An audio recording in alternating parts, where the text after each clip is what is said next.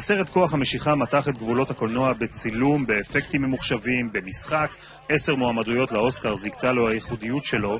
אחת מהן רשומה על שמו של הישראלי ניב אדירי. קיבלתי טקסט מאשתי שאנחנו מועמדים כזה, בהתחלה אתה לא כך מאמין, ורציתי לראות את זה בעצמי על האינטרנט, ליודע שזה 100% נכון.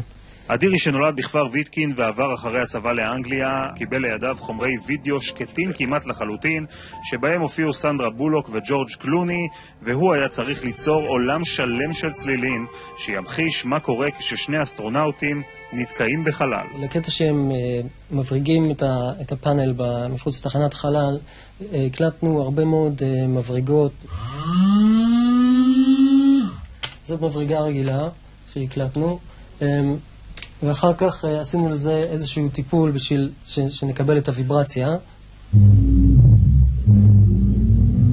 מרוחסן של חליפת חלל ועד ללוויין שמתנפץ לאלפי חתיכות, אדירי והצוות הקליטו ואיבדו את הצלילים, כך שישמעו קרוב ככל האפשר לחוויה מהחלל החיצון.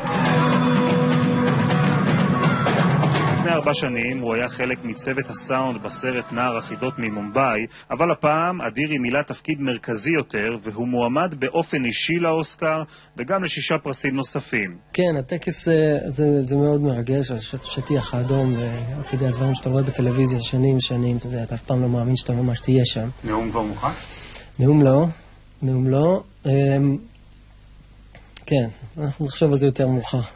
אז אחרי שהצליח להכניס לחלל השקט של הקולנוע קצת צלילים ייחודיים, אדירי מקווה עכשיו שהצליל הבא שישמיע בהוליווד יהיה נאום התודה על בימת טקס האוסקר. אלעד שמחיוב, חדשות ערוץ 2, לונדון.